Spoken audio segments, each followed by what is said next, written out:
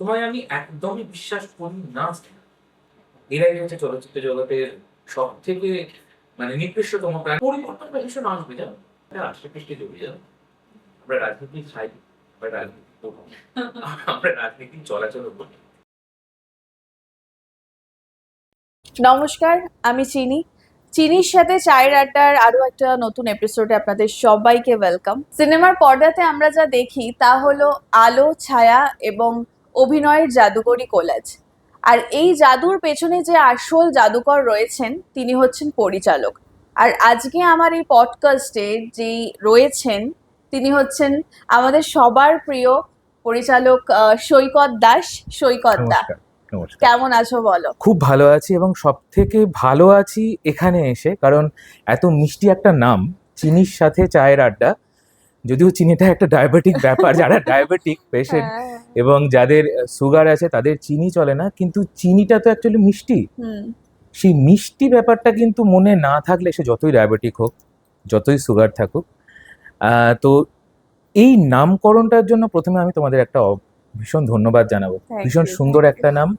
এবং আমার যে দর্শক শ্রোতা বন্ধু আছে তাদেরকেও বলি, ভীষণ মিষ্টি লাগছে। যতটা ভালো ছিলাম তার থেকে আরো বেশি ভালো আছে। Thank you. তো এই পরিচালনায় আসা কিভাবে, পরিচালক হয়ে ওঠার পেছনের গল্পটা আমরা একটু শুনবো আজকে। অনেক সময় একটা জিনিস হয় না যে যখন ওই করতে পড়লে অনেক সময় মানুষ অনেক কিছুই করে আর কি। তো আমার ঘটনাটা ঠিক সেই রকম ভাবে, মানে আমার এই চলচ্চিত্র জগতে আসা অভিনয়ের হাত ধরে। আচ্ছা। তো প্রথমে বেশ কিছু মেগা সিরিয়াল যেগুলো হতো সেগুলো করতাম আমি। ওই অরিন্দম গাঙ্গুলি, খেয়ালি, ওই দস্তিদার, ওনাদের অ্যাক্টিং ওয়ার্কশপের স্টুডেন্ট। তো তারপর বেশ কিছু মেগা সিরিয়াল করেছি এবং করার পর একটা ইচ্ছে হয়েছিল যে আমি একটা, তখন চলতো টেলিফিল্ম, একটা টেলিফিল্ম বানাবো এবং একটা অদ্ভুত বিষয় নিয়ে একটা টেলিফিল্ম বানাবো। তো সেইটার সময় আমি কাকে পরিচালনায় রাখবো, অভিনয়টা তো আমি নিজে ভীষণ ভালোবাসি এবং অভিনয়টা আমিই করব। তো যেটা হচ্ছে প্রথম সব থেকে বড় সমস্যা হচ্ছে আর্থিক। হ্যাঁ, তো সেটা দেওয়ার ক্ষমতা নেই। তো ন্যাচারালি কোনো পরিচালককে আমি বলতে পারবো না যে তুমি ফ্রিতে এসে কাজ করে দাও। তো সব কিছুই যখন নেই, আর্থিক দিক নেই, সেরকমভাবে আমাদের টিম নেই, তো তখন দেখলাম যে তাহলে আমি দিয়ে দেখি, আমি করে দেখি জিনিসটা, যে পরিচালনা করতে পারছি কিনা। ওই সেইটা থেকে শুরু, সেই চলছে, এগিয়ে চলা। তো তুমি কি মানে এই চলচ্চিত্র যে এই জগতে, বিনোদন জগতে এটাতেই ওতপ্রোতভাবে জড়িয়ে থাকলে, নাকি শর্ট ফিল্ম বা টেলিফিল্ম? না, মানে সব জগৎটাই। আমি একটা চলচ্চিত্র, মানে যারা ফিচার ফিল্ম, যেটা ফুল লেন্থ ফিচার ফিল্ম, সেরকম বেশ কিছু চলচ্চিত্রের সাথে script writer, screen play writer, অভিনয়, পরিচালনাটাও দেখেছি। তো ন্যাচারালি পুরো মানে চলচ্চিত্র জগতের সাথেই এখন বেশ ওতপ্রোতভাবে জড়িত। একটা প্রশ্ন যেটা হচ্ছে, হলে গিয়ে মানুষ ছবি দেখছে না কেন? হলে গিয়ে ছবি দেখছে না, হ্যাঁ, এটা একটা খুব বড় মানে প্রশ্ন। শুধু বলবো না, এটা অনেকেরই মনে একটা ক্ষোভ বলো, একটা হতাশা বলো, এটা রয়েছে। এবার একটা জিনিস এর মধ্যে আসে, দেখো স্নেহা, আমরা ছোটবেলা থেকে এই যে সময়টার মধ্যে আমরা কিন্তু অনেক কিছু দেখেছি বিবর্তন। তুমি যদি দেখো, টেপ রেকর্ডার ছিল, সেখান থেকে আস্তে আস্তে সিডি প্লেয়ার হলো, ডিভিডি প্লেয়ার হলো, তারপরে আমাদের চিপ ছোট একটা পেন ড্রাইভ সেটা এলো, অ্যান্ড নাও মোবাইল। এই সব বিবর্তনগুলো তো আমরা মেনে নিয়েছি, প্রথম। দ্বিতীয়, এখন মানুষ, ধরো আগেকার দিনে আমরা দেখতাম অনেক ছোটবেলায় বা বাবাদের মুখ থেকে শুনেছি যে স্কুল থেকে এসে খেলতে চলে গেলাম মাঠে, তারপরে একটা আড্ডা। এই আড্ডা, খেলতে যাওয়া, এখনকার ছেলে মেয়েদের সেই সময়টা কোথায়? তুমি দেখো, নেই। পড়ার চাপটা অন্য রকমের হয়েছে, অফিস টাইমিংসটা অন্য রকমের হয়েছে। একটা ছেলে যদি অফিসে যায়, তার ফিরতে ফিরতে বাড়িতে মিনিমাম 8টা 9টা এরম সময় হয়ে যায়। তো একটা সময়ের ভীষণ অভাব। তাহলে তুমি ছবিটা দেখবে কখন? একটা মানে সিনেমা হলে গিয়ে ছবি দেখার একটা সময় 3 ঘন্টা 4 ঘন্টা, একটা তো মিনিমাম একটা সময় আমাদের রয়েছে, এবং সেই সময়টা তুমি পাচ্ছ কোথায়? তাহলে একদম উইকেন্ড। তা উইকেন্ডেই একটা দিন, সেই একটা দিনে সিনেমা দেখতে যাব, এই ব্যাপারটা, এটা আস্তে আস্তে মানে কি বলবো, মানে সময়ের সাথে না মানুষ নিজের যে বিনোদনের ব্যাপারটাকেও চেঞ্জ করে ফেলছে। তার মানে পছন্দ অপছন্দের ব্যাপারটা অনেকটা চেঞ্জ হয়ে যাচ্ছে। তার আরো একটা কারণ দেখো, আমি যে হলে গিয়ে ছবি দেখব, সেই ছবিটাই কিছুদিন বাদে আমি ওটিটিতে পেয়ে যাচ্ছি। এবার তুমি বলতেই পারো হলে গিয়ে ছবি দেখা আর ওটিটি মোবাইলে ছবি দেখার মধ্যে বিস্তর তফাৎ। একদম তফাৎ, অবশ্যই তফাৎ। কিন্তু শুধু তফাৎটা যদি আমি ছবি দেখা নিয়ে ভাবি, তাহলে আমার এটাও ভাবতে হবে যে মানুষের সময়টা কোথায়। আমি হয়তো অফিসে যেতে যেতে ট্রেনেতে বা বাসে বসে আমি 15 মিনিট ছবিটা দেখলাম, দেখে ওখানে পজ করে দিলাম। আমি সেই 15 মিনিটের পর থেকে আমি অন্য জায়গায় দেখতে পারি। সুতরাং সময়ের একটা বড় অভাব, এক নম্বর, সেটা সব থেকে বড় জিনিস। আর দ্বিতীয় কথা হচ্ছে আনুষঙ্গিক যে অপশনসগুলো, এগুলো প্রচুর। আর একটা খুব বড় জিনিস বলি, এটা আমি বলছি, এটা অনেক চলচ্চিত্র পরিচালক বলো, অনেক প্রডিউসার বলো, ডিস্ট্রিবিউটর বলবে যে এত বাজে কথা বলছে কেন। এরাই হচ্ছে চলচ্চিত্র জগতের সব থেকে মানে নিকৃষ্টতম প্রাণী, এদেরকে সরিয়ে দাও। তাহলে এবার যদি এই কথায় আসি, চলচ্চিত্র দেখার বা ফিচার ফিল্ম দেখার বা ছবি দেখার দর্শক কি কমেছে? মানুষ বলবে হ্যাঁ, হলে গিয়ে দেখছে কজন। তাহলে যদি তাই কমে থাকে, এতগুলো ওটিটি প্ল্যাটফর্ম, এত, এবং আমি যেহেতু 2-3টে ফেস্টিভ্যালের সাথে যুক্ত, ফিল্ম ফেস্টিভ্যালের সাথে যুক্ত, তার জুরি মেম্বারও যেহেতু রয়েছি, আমি দেখছি প্রতি বছর কিছু না হলেও সমগ্র ভারতবর্ষে কিছু না হলেও 500 বেশি শর্ট ফিল্ম তৈরি হচ্ছে, ডকুমেন্টারিজ তৈরি হচ্ছে। কেন তৈরি হচ্ছে? আমি যদি বাংলা নিয়ে ভাবি, তাহলে বাংলায় যদি আমি ইয়ারলি আমি ধরে নিচ্ছি 100টা শর্ট ফিল্ম তৈরি হলো, রাইট? এই 100টা শর্ট ফিল্মের আমি ইন জেনারেল, আমি একটা খুব জেনারেলাইজ করছি, 2000 দর্শক যারা ইউটিউবে দেখছে। তাহলে 2000, আমি 5000, 10,000 মিলিয়নে গেলাম, আমি 2000 ধরলাম। তাহলে 100 ইন্টু 2000, কোথায় যাচ্ছে দর্শক সংখ্যাটা? দেখছে, মানুষ দেখছে, মানুষ দেখার সময়টা নিজেরা বুঝে নিচ্ছে কোনটা আমি দেখব। তাহলে চলচ্চিত্রে কেন আমি যাচ্ছি না, ফিচারে কেন যাচ্ছি না? কারণ ওই সেই এক জিনিস, হিরো হিরোইন, মারপিট, দাঙ্গা, এইসব, সেখান থেকে মানুষ না এখন ছবি দেখার জায়গাটা হয়ে গেছে কন্টেন্ট বেস। একদম, যে আমি কি বিষয়টা নিয়ে দেখছি, একটা ভালো বিষয় যদি তুমি করো, ছবি নিশ্চয়ই দেখবে। প্যারালাল যে মুভিসগুলো আমাদের বাংলাতেই হচ্ছে, তুমি বলো না, সেই ছবি কি দেখছে না মানুষ? অবশ্যই দেখছে। সেখানে দেখছে না কে হিরো আছে কে হিরোইন আছে, কিছু না, বিষয়টা ভালো। শিবপ্রসাদ নন্দিতাদির ভালো ভালো ছবি বেরোচ্ছে এবং ভীষণ ভালো কন্টেন্ট ছবিগুলোর, দেখছে মানুষ। সুতরাং তুমি যদি ভালো বিষয় দাও, তুমি যদি ভালো প্রেজেন্টেশন করতে পারো, ছবি নিশ্চয়ই দেখবে। সেটা হলে গিয়েই হোক, বা ওটিটিতেই হোক, বা মোবাইলই হোক, ইউটিউবই হোক, যেখানেই হোক। এবার আমি ওই বিতর্কে যাচ্ছি না যে তাদের ডিস্ট্রিবিউটারের ক্ষতি হচ্ছে কি না হচ্ছে, সেটাতে আমি যাব না, ডিস্ট্রিবিউশনের জায়গাটা আমি নেই। আচ্ছা, বাংলা ছবির মানে আগে তো তুমি যেহেতু বললে যে এখনকার দিনে ছবির মানে শুধু যেই নায়ক নায়িকা বেশ ছবি সেরকম না। নয়, শিবপ্রসাদ নন্দিতাদির মতো ডেফিনেটলি ভালো ভালো ছবিও আসছে। তাহলে আগের যেই তোমার ঋতুপর্ণ ঘোষ বা রীতি ঘটকের মতো পরিচালকরা যেই ধরনের ছবি বানিয়ে গেছিলেন, সেই ছবি এখন দেখা যাচ্ছে না কেন? না, সেই ছবি দেখা যাচ্ছে না। একটা জিনিস কি জানো তো, ছবির মানে বাংলা ছবি আমরা ভীষণভাবে একটা নিজেরা নিজেদেরকে কিছু তকমা দিতে ভালোবাসি। ওটা বাণিজ্যিক ছবি, হিরো হিরোইন ভিলেন থাকলে ওটা হচ্ছে কমার্শিয়াল মুভি। আর যেগুলো একটু বিষয়ভিত্তিক ছবি, অন্য ধরনের ছবি, অন্য ধারার ছবি, অন্য কিছু সোশ্যাল মেসেজ ক্যারি করছে যেসব ছবিগুলো, সেগুলো parallel movie. Why? Commercial movie কি? যেটা তোমায় বিজনেস দিচ্ছে, সেটাই কমার্শিয়াল। প্রাক্তন বিজনেস দেয়নি, অবভিয়াসলি কমার্শিয়াল বই। শিবপ্রসাদ নন্দিতাদির আরো এরকম ছবি আছে, সেগুলো কমার্শিয়াল বই। আমি কৌশিক গাঙ্গুলির কথা বলছি, কৌশিক গাঙ্গুলির ছবি বিসর্জন, সেটা কি বিজনেস দেয়নি? ওটাও কমার্শিয়াল বই। আমি যদি ঋতুপর্ণ ঘোষ ভাবি, ঋতুপর্ণ ঘোষ হচ্ছেন এমন একজন পরিচালক যিনি প্যারালাল আর কমার্শিয়াল এই দুটোকে মিলিয়ে দিয়েছিলেন কোথাও। তিনি পালসটা তো খুব ভালো বুঝতেন, বাঙালির পালসটা খুব ভালো বুঝতেন, যার ফলে 19 এপ্রিল এখনো যদি তুমি দেখো, তাহলে তোমার মনে হবে এত আধুনিক ছবি কি করে তৈরি হয়। এই আধুনিক কোনটা, আমরা আসলে আধুনিকটা কি ভাবি জানো তো, মানে এটা একটা একটা আমাদের স্বভাবগত বৈশিষ্ট্য হয়ে দাঁড়িয়েছে। কারণ আমরা আধুনিক মানে ভাবি আধুনিক পোশাক পরলাম, হুম তো সেরম ভাবে আমরা কথা বলছি, আই কান্ট সিট হাঁটু মুড়ে।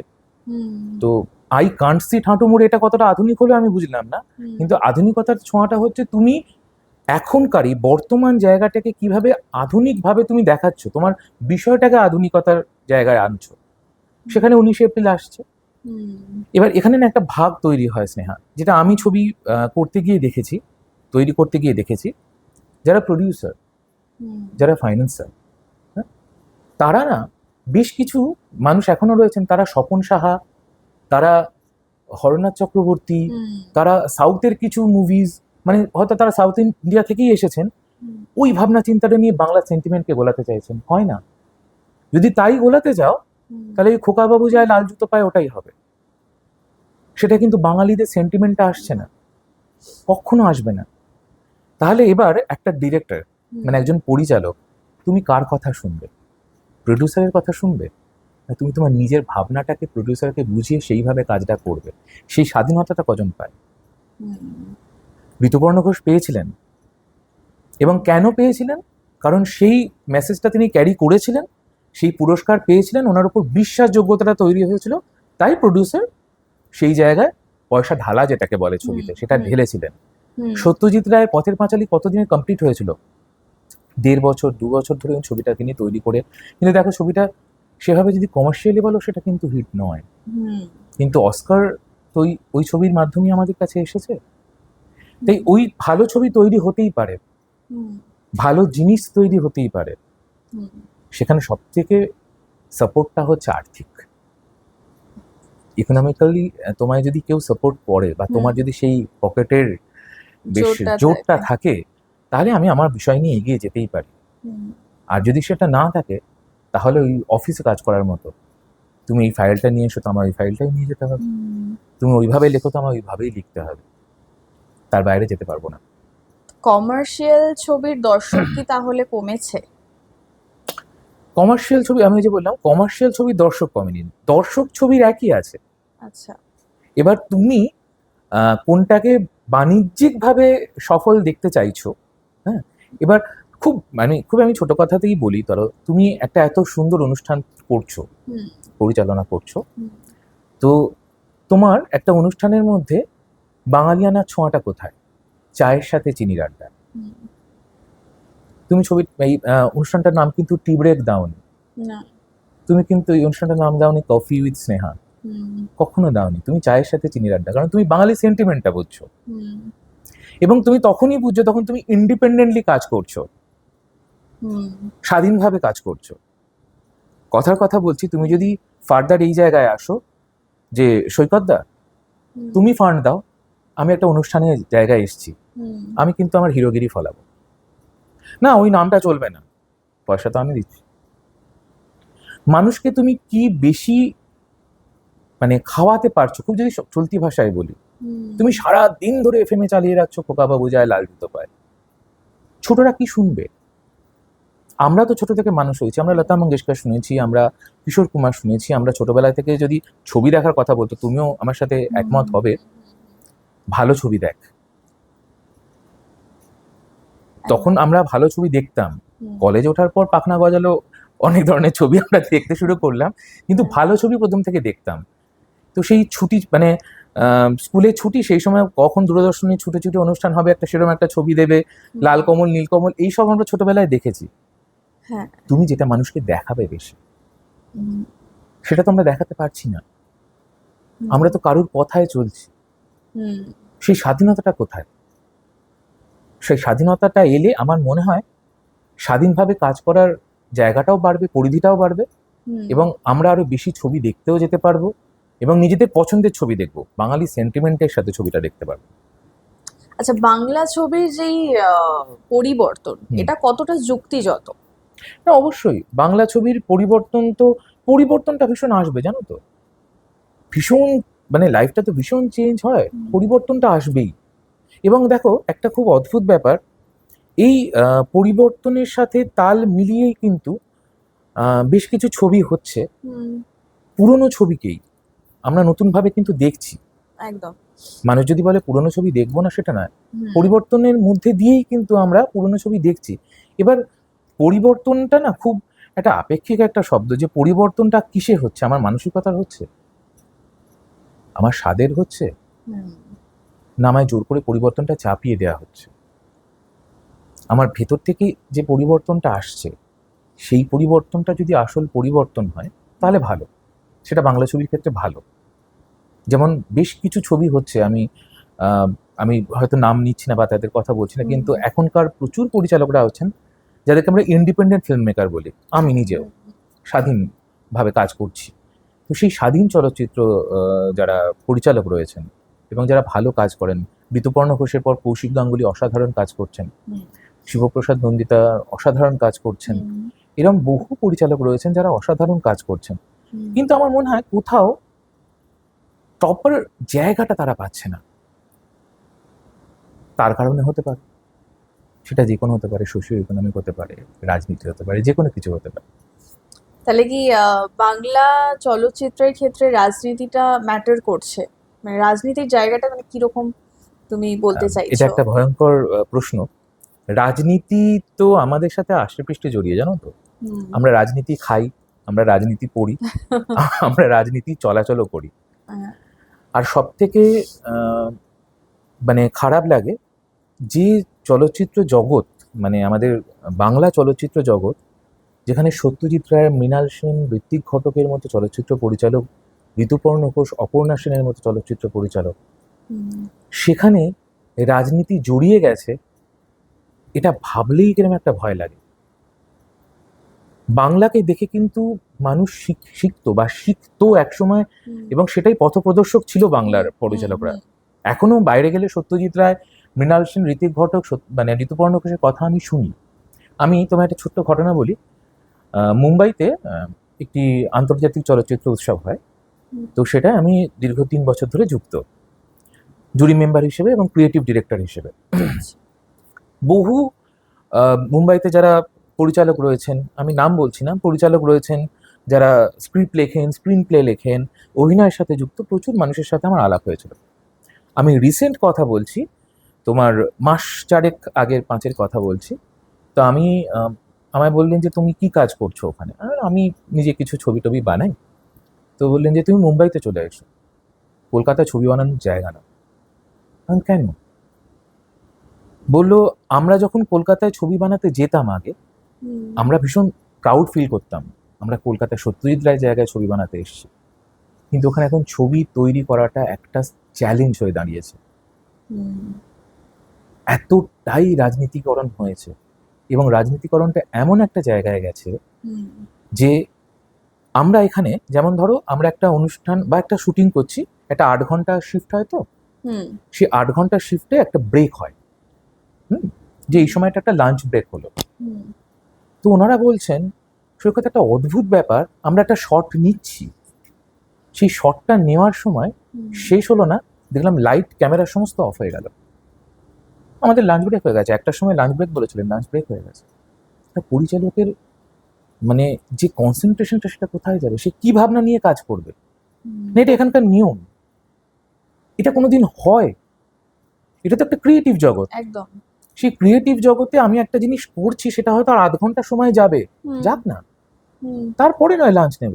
হুম, মানে আমি 1টা থেকে 1:30টার সময় কোনোদিন লাঞ্চ করিনি, কোনোদিন 2টোর সময় লাঞ্চ করিনি, এই এটা কথাগুলো তো হয় ভীষণ, মানে এটা এটা কোনো অজুহাত হতেই পারে না। পারে না। কিন্তু একদম। মুম্বাইয়ের ক্ষেত্রে কি হয়? Running break. হুম, আমরা শুট করছি, ধরো যে লাইটস করেছে তার এই সময় কাজ নেই, সে কিন্তু লাঞ্চটা করে চলে এলো। হুম, রানিং ব্রেক, যে ফাঁকা আছে সে খেয়ে নাও, আমরা পরে একটা 15 মিনিটের সময় দিতে পারি, যারা টোটালি এনগেজ তারা সেই সময় খেয়ে নেবে। হুম, কাজ তো এটা হওয়া উচিত। আমি তো টাকা পাচ্ছি, আমি তো অর্থ পাচ্ছি ওর জন্য, আমি কাজ করার জন্য অর্থ পাচ্ছি। হুম, হুম, তাহলে তুমি এই নিয়মে চলবে না? একটা ক্রিয়েটিভ জগতে তুমি তোমার কাজটাকে সেইভাবে ক্রিয়েটিভ ভাবে কাজটা করবে। এত যদি বিধিনিষেধ থাকে, তুমি কাজটা করবে কিভাবে? তুমি একটা এমন ইমোশন নিয়ে বসে আছো, হুম, একটা শুটিং চলছে, একটা ভীষণ ইমোশনাল সিন চলছে, যেখানে তোমার হয়তো কান্না আছে, আমার হয়তো খুব ইমোশনাল একটা জায়গা আছে, আমি তোমায় বলতে যাচ্ছি কথাটা, হুম, যে তুমি এটা বলতে পারলে, কাট, কিসের কাট? লাইট ফাইট সব নিভে গেল, সবাই লাঞ্চ করতে চলে গেল। আরে আমি সেই ইমোশনটা কি পরে নিয়ে আসতে পারবো? সেটাই। সেই জায়গাটা কি তৈরি হবে? হয়তো হবে, অভিনেতার পক্ষে সেটা হয় না, সম্ভব, অসুবিধা হ্যাঁ। হয় না, কিন্তু কিন্তু এটা তো হওয়া উচিত না।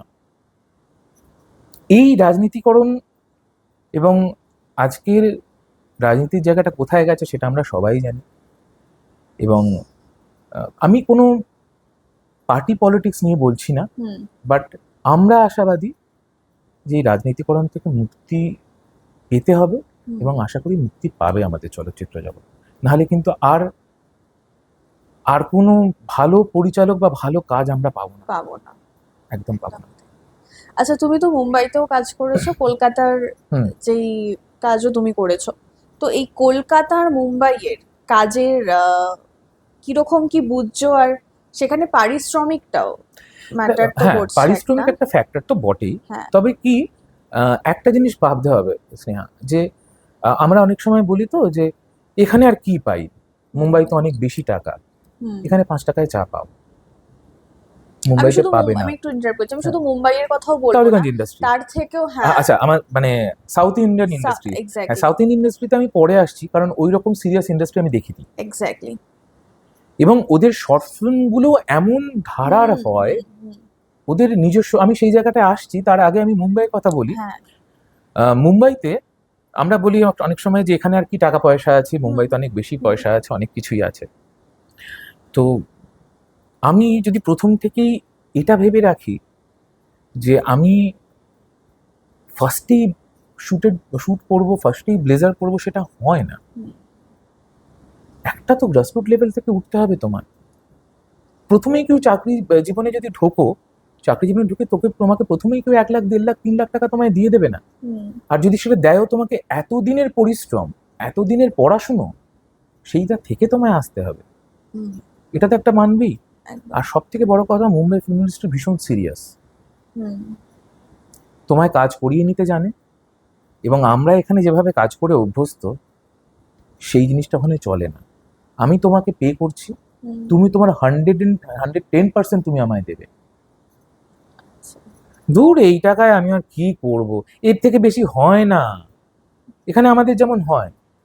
আমি হয়তো তাকে বললাম, আমি এরকমও সময় গেছে, আমি স্নেহা, আমি মানে কি বলবো, আমার খারাপও লাগে বলতে, তারা যথেষ্ট নামী শিল্পী কাজ করছে, তাদেরকে এইভাবেই কাজ করা হয়েছে যে এটা একটু ছোট প্রজেক্ট, তোমরা একটুখানি কম নাও, তো ঠিক আছে, তারা রাজি হয়েছে। তো কি করে বলছো সৈকত, কত টাকা নিয়েছি আমি, তুমি এ বেশি কি এক্সপেক্ট করছো? এটা কোনো অভিনেতা, অভিনেত্রী, পরিচালকের কথা হতে পারে না, কোনো দিন হতে পারে না। মুম্বাই কিন্তু এই জায়গাটা চলে, তারা সেইটুকুই দেয়, এবং যেটা দেয় শেষ কথা। ওখানে তুমি রাত্রি 2টোর সময় গেলেও কোনো অডিও স্টুডিওতে দেখবে রেকর্ডিং হচ্ছে। শ্রেয়া ঘোষাল নিজে করেছেন, সোনু নিগম করেছেন, আমরা পারবো না কেন?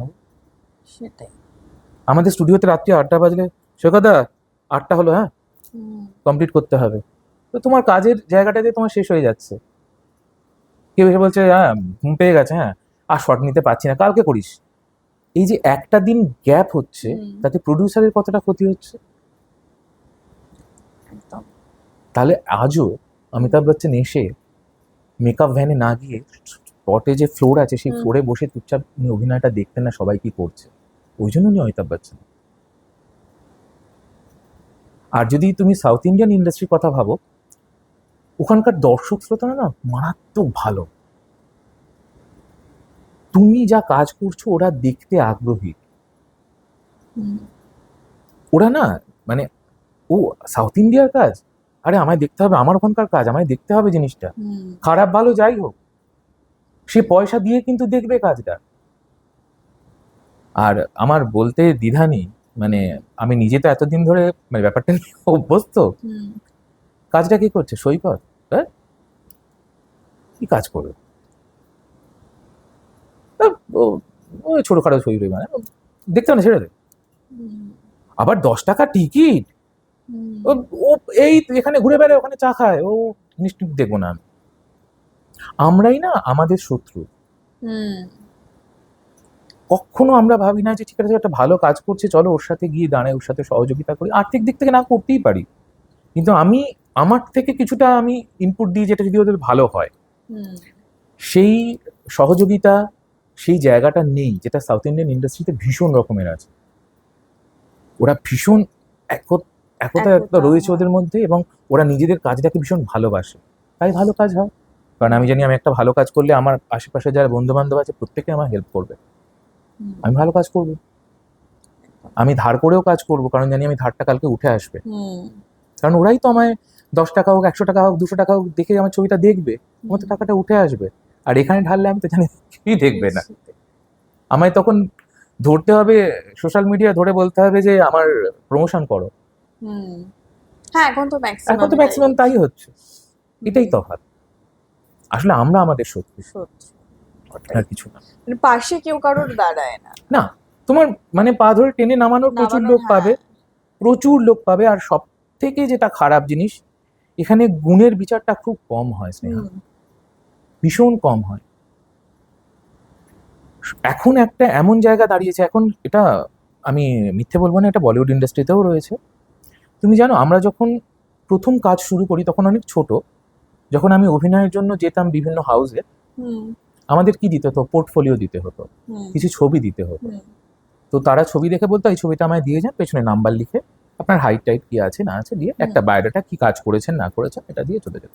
হুম, পরে যেটা হলো, সিডি দাও, সিডিতেই সবকিছু থাকবে, ছবি টবি সব থাকবে, তোমার যদি কাজের কিছু ছোট ক্লিপিংস থাকে সেটাও। হুম। এখন কি এসে দাঁড়িয়েছে জানো, তোমার ইনস্টাগ্রাম ফলোয়ার্স কজন আছে? তাহলে একদম। যে ছেলেটার বা মেয়েটার ইনস্টাগ্রাম ফলোয়ার্স নেই, hmm, but they are very good actor, তাদের কোনো দাম নেই, না। কোনো দাম নেই। কারণ তার ইনস্টাগ্রাম ফলোয়ার্স নেই, তার ফেসবুক ফলোয়ার্স নেই। তার মানে কি, আমি ছবিটা বানাচ্ছি তোমাকে ব্যবসার জায়গাটায় রেখে। হুম, আগে এটা হতো যেটা, যে আমরা ছবি করলে আমরা পপুলার হব, হুম, হুম, এখন হচ্ছে তুমি কতটা পপুলার তার উপর আমার ছবিটা দাঁড়াবে। তার মানে বুঝতে পারছো যে ছবিটার বিষয় তাহলে নিয়ে আমরা যথেষ্ট সন্দিহান, ছবিটার প্রেজেন্টেশন নিয়ে সন্দিহান, তবে না আমি লোকের ওপর ডিপেন্ডেন্ট হব। হুম। আমি যদি জানি আমি ভালো কাজ করছি, তাহলে আমি কেন ফলোয়ার্স নিয়ে কাজ করতে যাব? এখন তফাৎটা তো, এইখানেই।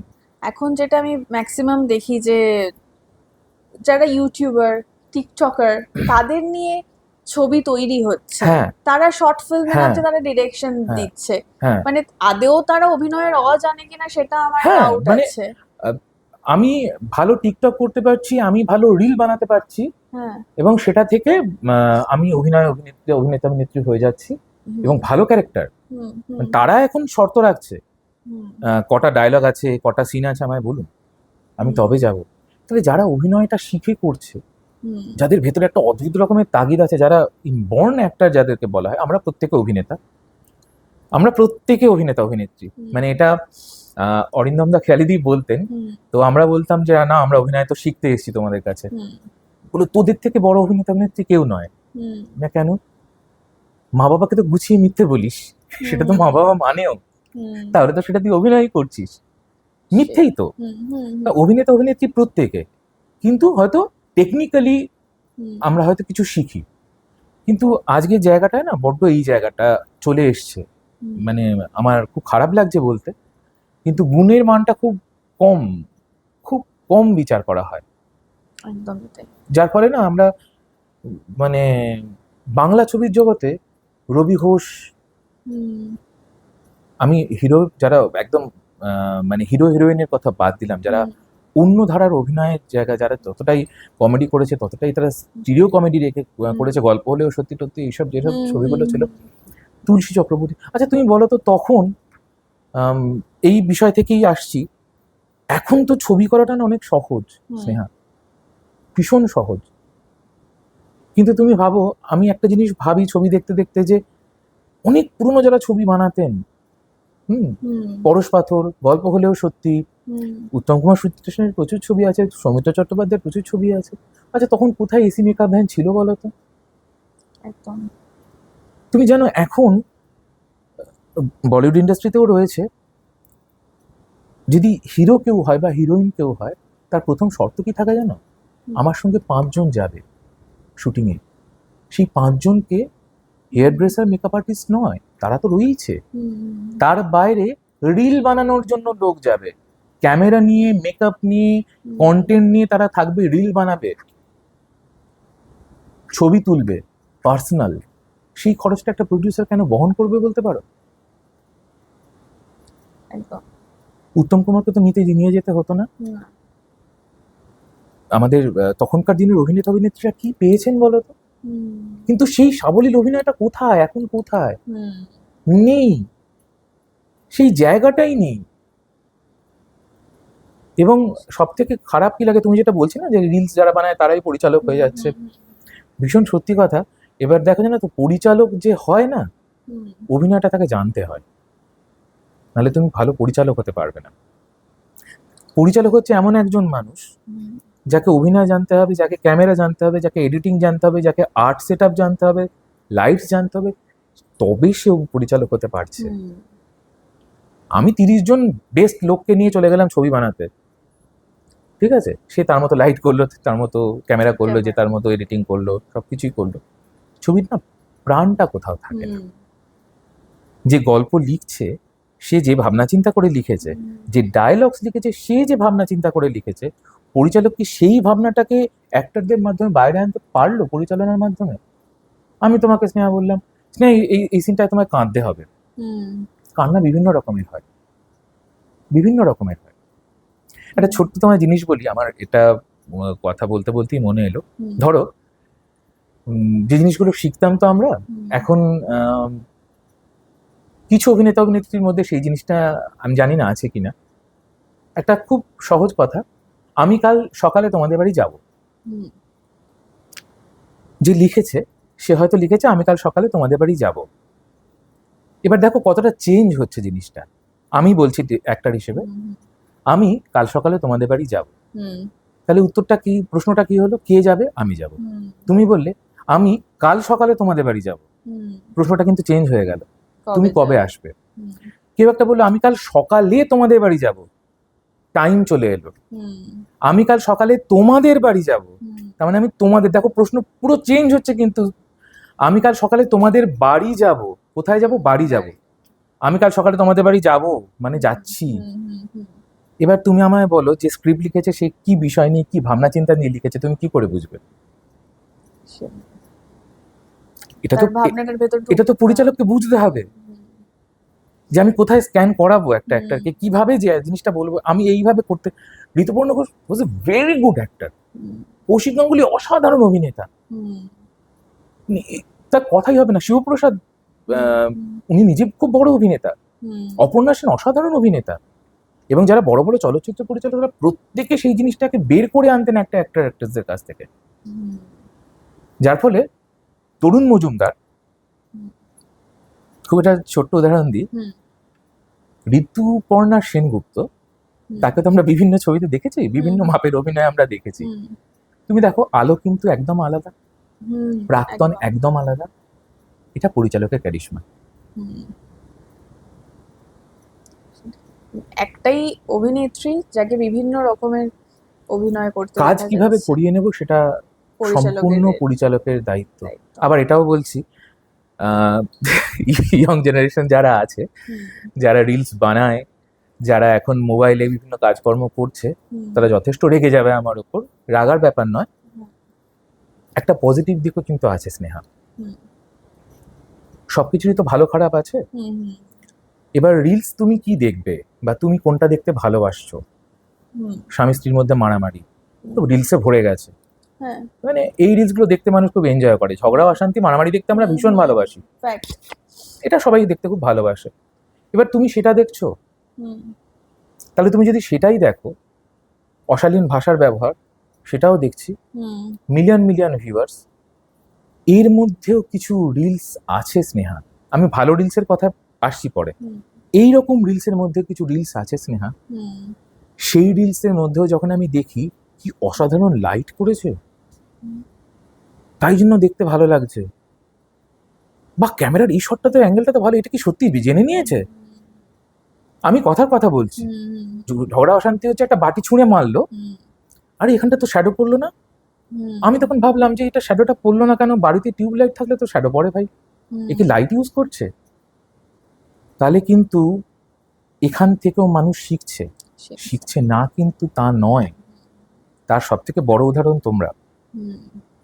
অসাধারণ একটা সেট আপ বানিয়েছো, এবং এইরকম একটা লাইট, পেছনে একটা ছোট কোথাও একটা শ্যাডো আসছে, কোথাও একটা লাইট দেখতে পাচ্ছি, এগুলো কিন্তু দেখো, এটা তুমি আজকে আমার সাথে তো একমত হবে যে আজকে থেকে 10 বছর আগে আমরা কেউ ভাবতাম না। আমরা তো শিখছি। হ্যাঁ। তাই ভালো কিছু থেকে ভালো কিছু শেখাই যায়। একদম। পজিটিভ দিকটাও যেমন আছে, নেগেটিভ দিকটাও আছে। তাই এবার যদি এটা বলি যে আমি 5টা পডকাস্ট করে নিয়েছি, কালকে আমি একটা পথের পাঁচালী বানাবো, সেটা সম্ভব নয়, কখনোই সেটা সম্ভব নয়। কিন্তু হ্যাঁ, আস্তে আস্তে শিখবো, সেখান থেকে আরো ভালো কারোর কাছে গিয়ে আরো বেশি কিছু শেখবার চেষ্টা করব, সেটা থেকে হয়। আমি এখনো শিখছি, অনেক কিছু শেখা বাকি আছে, অনেক কিছু শেখা বাকি আছে। একদমই তাই।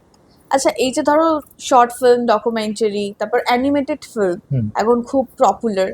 আমি নিজেও অ্যানিমেটেড ফিল্ম দেখতে খুব ভালোবাসি। তো এটার ভবিষ্যৎ কি? এটারই ভবিষ্যৎ আছে যদি বলো। কারণ ভবিষ্যতে এই কারণেই বলছি, আমরা একটু গালভরা নাম নিয়ে কিছু জিনিস করতে খুব ভালোবাসি, জানো তো। আমি খুব সহজ উদাহরণ দিই। আমরা পডকাস্ট, আজ পডকাস্টে রয়েছি, এটা কি সাক্ষাৎকারমূলক অনুষ্ঠান? থোড়ি দেখবে কেউ পডকাস্ট, দেখবে দূরদর্শনের সাক্ষাৎকারমূলক অনুষ্ঠান যখন থেকে দূরদর্শন শুরু হয়েছে তখন থেকে চলছে। দেখি আমরা কেউ? দেখি না। আমরা একটু নতুন মোড়কে সবকিছু চাই, তাই তো? তুমি দেখো ডকুমেন্টারি ফিল্ম, যদি তোমাকে, আমি ইন জেনারেল বলছি, আমার মাকেই বললাম, হয়তো আমার বাবাকেই বললাম, একটা ডকুমেন্টারি ফিল্ম আছে, দেখবে? বক বক বক করে যাবে, রাখতো তুই একটা সিনেমা দেখি। তারাই কিন্তু আজকে ট্রাভেল ব্লগ দেখছে। ট্রাভেল ব্লগটা কি? Obviously documentary. তুমি কোথায় দেখে কিভাবে যাবে, কত টাকা দিয়ে ওখানে যেতে হবে, ওখানে গিয়ে তুমি তো একটা জায়গার বর্ণনা দিচ্ছ, ডকুমেন্টারি, অবভিয়াসলি ডকুমেন্টারি। ওই জায়গা সম্বন্ধে জানতাম না, আমি লাদাখ সম্বন্ধে জানতে পারছি আজকে।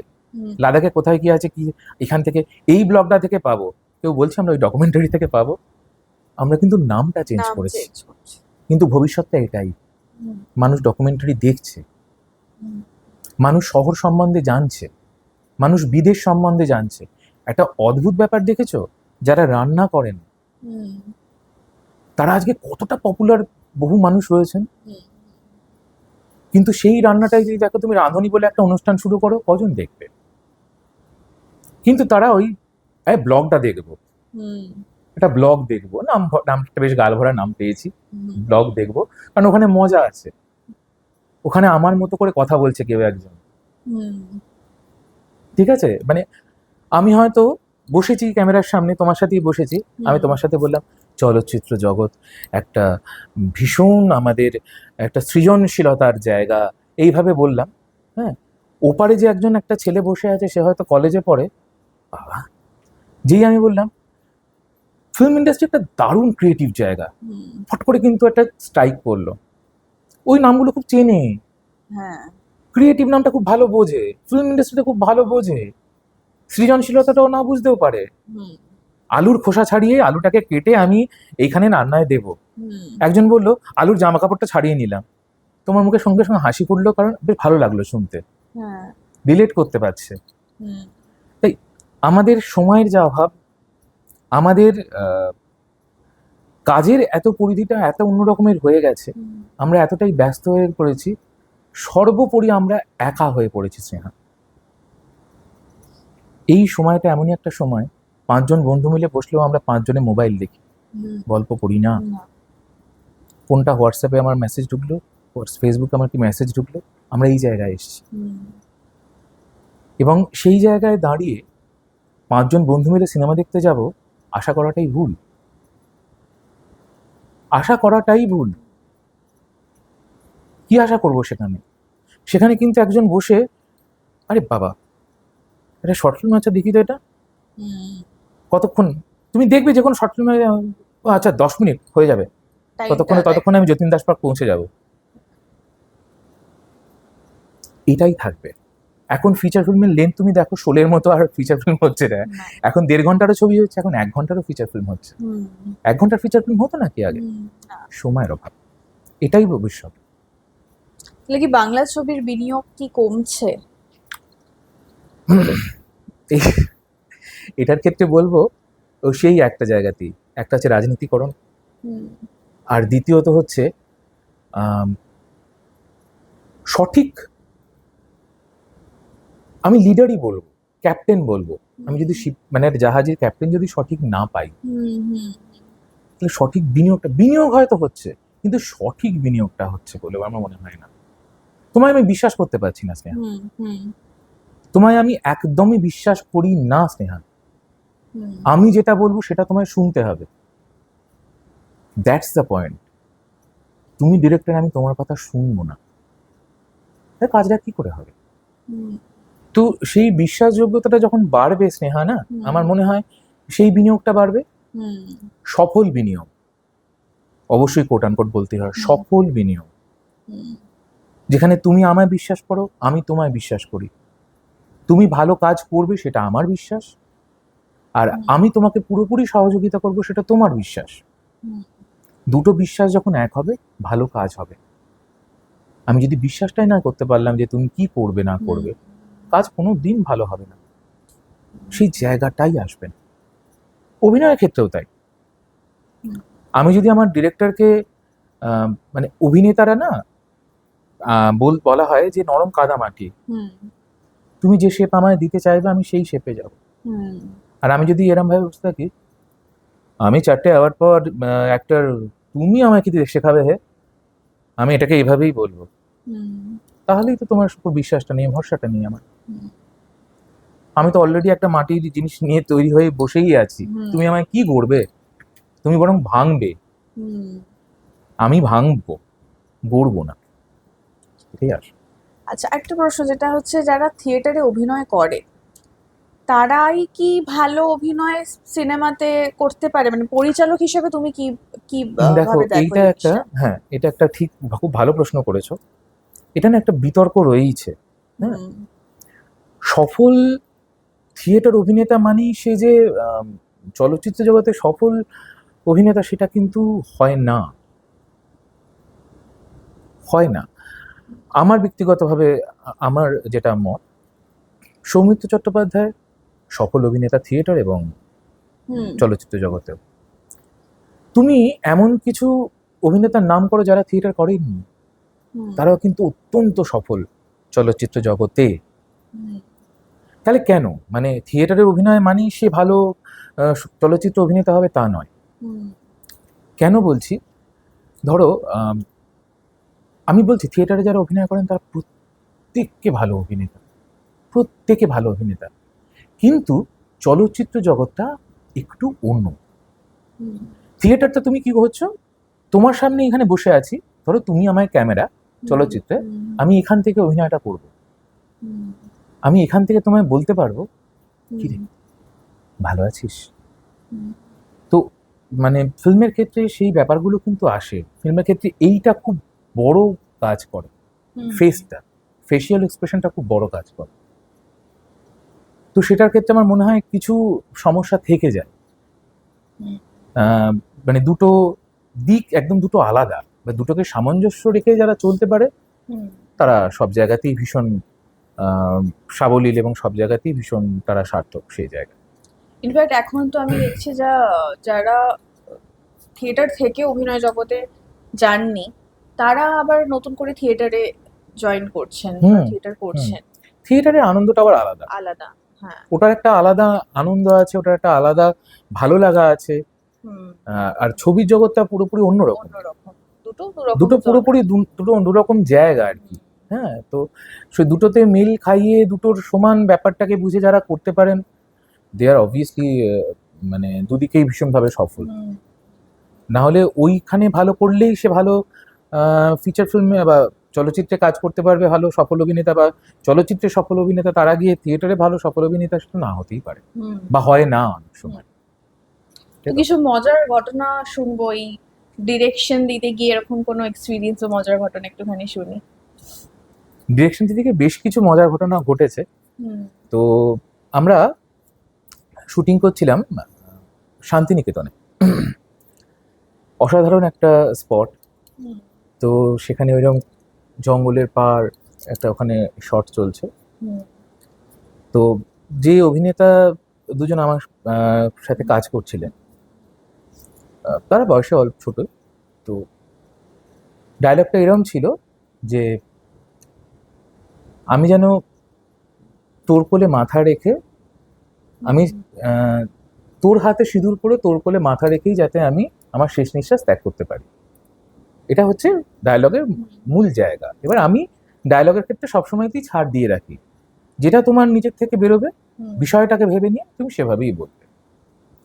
এবার মজার বিষয় হয়েছে এটা যে আমি যখনই কাজ করি হুম, তখনই আমি খুব মানে একদম ফ্যামিলির এরকম ভাবে খুব আনন্দ নিয়ে একটা ব্যাপারটা নিয়ে কাজটা হয়ে আর কি। হুম, এবার ঘুম থেকে ওঠার পরই একদম সকাল সকাল আমরা হুম। শুটিং এ গেছি। তো মেবি হয়তো সেই ঘুমটা তার ছাড়েনি। হুম, তো ভীষণ সিরিয়াস একটা জায়গা, ক্যামেরা ট্যামেরা নিয়ে রেডি, লোক টোক সরাচ্ছি, ভাই সরো এখান থেকে শ্যুট হচ্ছে, সিরিয়াস একটা জায়গা। তা আমি বললাম যে তুই কি দেখ গ্লিসারিন নিবি না এমনি কাঁদতে পারবি বা এরকম? বললো না আমি এক্সপ্রেশন ঠিক আছে, রেডি। ফার্স্ট ডায়লগ যে আমি তোর হাতে সিঁদুর পরে যাতে তোর কোলে মাথা রেখেই মরতে পারি। হুম, ফার্স্ট ডায়লগটা এটা হলো। এক্সপ্রেশন নিয়ে সে ঘুরে ওর দিকে তাকিয়ে, আমি তোর কোলেই আমি সিঁদুর পরে যেন মরতে পারি।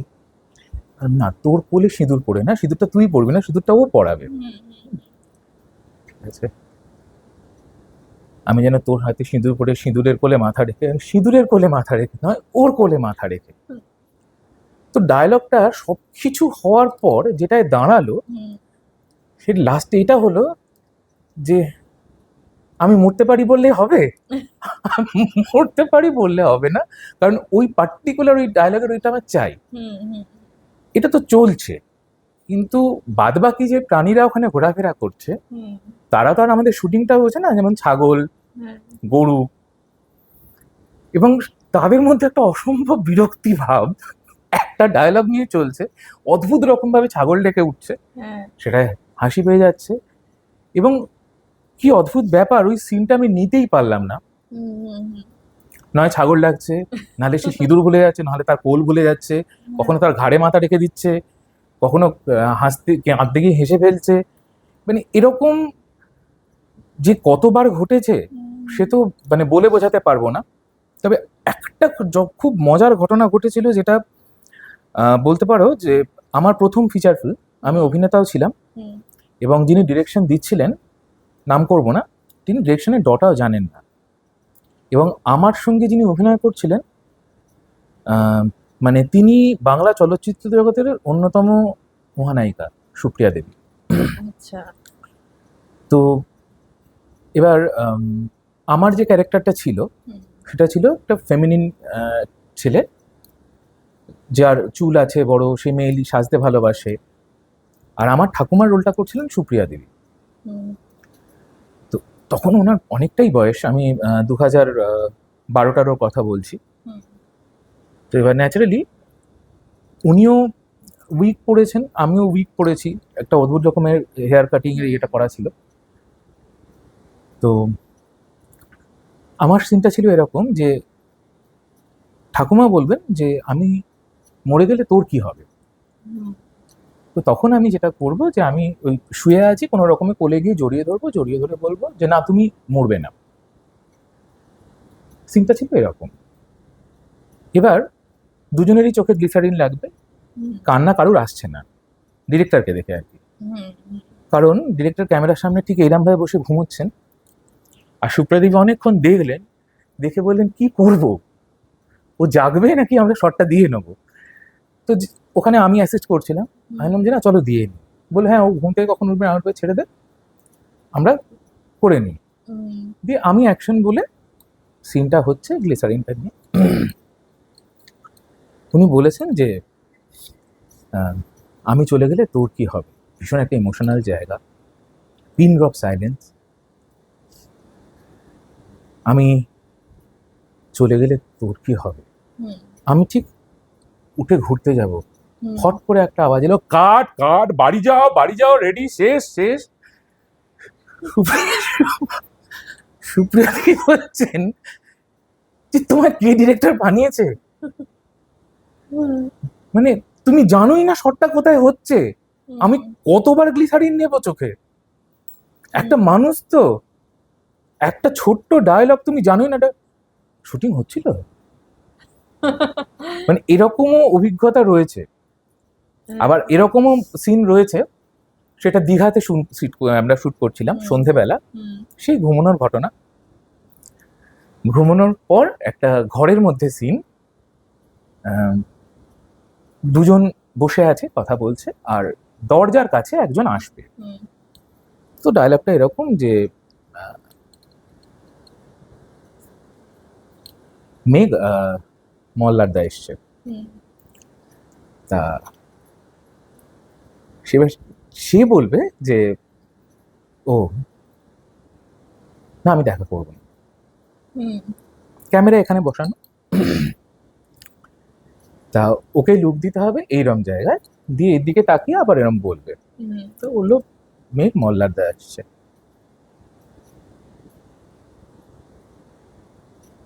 ঘুরছে, আমি বলি, কি ব্যাপার, ক্যামেরাটা কোথায়? বললাম এই তো ক্যামেরা সামনে আছে, দেখতে পাচ্ছি না কেন? বললাম এতটা তো ইমোশনাল সিন নয়। হুম, না, এটা আরেকবার চ। ঠিক আছে, আবার মেঘ, মল্লারদা এসছে। হুম, ও ও মানে না, আমি ক্যামেরাটা দেখতে পাচ্ছি না। তুই ঘুমোবি? হ্যাঁ। তারপর চা খাইয়ে হ্যাঁ, তারপরে আবার শুটিং এ যাওয়া হলো। এগুলো আসলে কি বলতো, একটা যে কোনো কাজের ক্ষেত্রে না, হুম, আমার মনে হয় এই মজাগুলোর দরকার সব থেকে বেশি। একদম। তুমি যদি মেন্টাল ফ্রেশ না হও, হুম, মজাও লাগবে, তোমার রাগও হবে, এবং তারপরে যে জিনিসটা আসে না, হুম, সেটা আরো ভালো হয়। একদম। কারণ সে তো কখনো এটা ভাবছে না, আমি যেটা তোমায় আগেই বলছিলাম, হুম, যে আমি একটা বিশাল বড় অভিনেতা।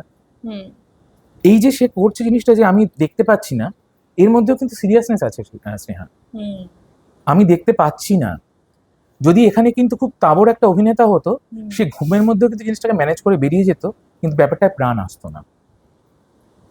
কিন্তু আমরা বলার ক্ষমতা রাখতাম না, ও বাবা বড় অভিনেতা, ও যেটা করেছে সেটাই ভালো। হুম, কিন্তু না, ওই একটা কাদা মাটি, হুম, আমায় বোঝাও জিনিসটাকে, আমি সেভাবে করব।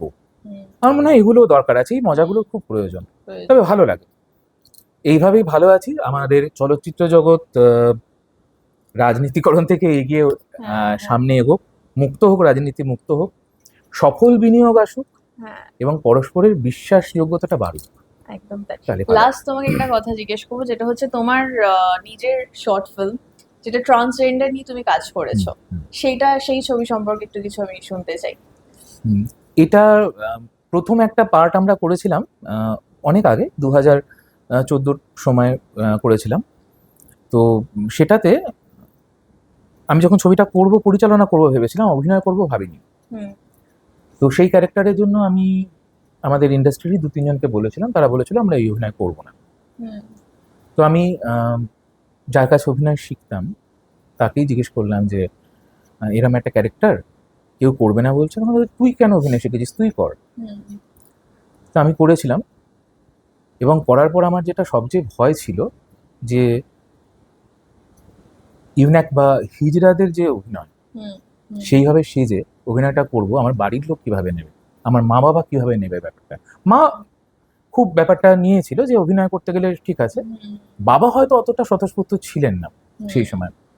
ছবিটা যখন চলেছিল হুম, প্রথম একটা ফেস্টিভ্যালে হুম, কলকাতায়, এবং সেখানে সেই সময় একার ফেস্টিভ্যালে, সেই সময় বাবা গিয়েছিলেন, হুম, এবং মানুষের ভালোবাসা দেখে, হুম, তো বাবা সেই সময় খুব অ্যাপ্রিসিয়েট করেছিলেন, এবং তারপরে আমাদের কলকাতা চলচ্চিত্র উৎসবে ছবিটা চলে, হুম, এবং তারপরেই আমার সঙ্গে যারা কাজ করে তারা, এবং আমার মা যে এটার একটা আর একটা পার্ট বের করা উচিত, কারণ তখন তো এইচডি ফরম্যাট ছিল না, হুম, এখন এইচডি ফরম্যাট এসছে। হুম, তো সেইটা থেকে আমার ভাবনা চিন্তা যে তাহলে একটা সেকেন্ড পার্ট আমরা করব।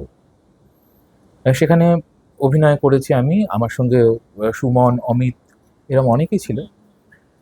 তো আমরা কাজটা করেছিলাম খুব মন দিয়ে, যে হ্যাঁ পুরো বাড়াবাড়ি যেন না হয়। হিজড়েদের অভিনয়ের ক্ষেত্রে না বাড়াবাড়িটা খুব জায়গা রয়েছে, হুম, সেটা যেন না হয়। মনে হয় যে হ্যাঁ ঠিকঠাক অভিনয়টা ঠিকঠাক হয়েছে, সেভাবেই কাজটা করা। হুম, কিন্তু তখনও ভাবতে পারিনি যে ছবিটা এরকম একটা জায়গায় চলে যাবে। এখন মানে এই প্রেজেন্ট টাইমে 96+ ন্যাশনাল অ্যান্ড ইন্টারন্যাশনাল অ্যাওয়ার্ড পেয়েছে ছবিটা। আচ্ছা, রিসেন্টলি রঙিন টিভিতে ওটা টেলিকাস্টও হবে, হুম, এবং অনেক আশাবাদী হুম, আমাদের দিক থেকে যে একটা ভালো হয়তো কাজ করতে পেরেছি। হুম, ভালো খারাপ সব মিশিয়েই থাকবে, নতুন কিছু শিখতে পেরেছি। হুম, মানে এবার আমার ভেতরে যে অ্যাক্টিং এর পোকাটা রয়েছে সেটাও কিছুটা তাকে শান্ত করতে হ্যাঁ, পেরেছি হ্যাঁ, অভিনয় করে। দেখা যাক আরো কিছু ভালো যদি করা যায়। ডেফিনেটলি হবে। আর খুব সুন্দর সময় কাটালাম আজকে আমরা এতটা টাইম ধরে। তোমার কিরকম লাগলো এখানে এসে এতটা সময় কাটানোর পর? আহ, আমার ভীষণ ভালো লাগলো এই কারণে, চায়েতে চিনি খাই না, হ্যাঁ, কিন্তু আজকে চায়ের সাথে চিনিটা যেন বড্ড ভালো লাগলো। চিনির সাথে চায়ের আড্ডা। হ্যাঁ, আর আহ, মানে এত সুন্দর করে আলাপ আলোচনা একটা নিজেদের মতো করে। হুম, তো এই যে চিনির সাথে চায়ের আড্ডা, হুম, এই চা পরিমাণ অনেক বাড়ুক, চিনি তাতে প্রচুর থাকুক, হ্যাঁ, এবং খুব মিষ্টি হোক। তাই। এত সুন্দর একটা উদ্যোগ, এত সুন্দর একটা প্রয়াস আরো ভালো হোক, এই কামনা করি। Thank you. এই মানে আমরা এতটাই গল্পে মেতে গেছিলাম, আমরা চা খেতে ভুলে গেছি কিন্তু আজকে। তাই একটা চুমুক চায়ের কাপে তো অবশ্যই, দিতেই হবে। অবশ্যই, অবশ্যই।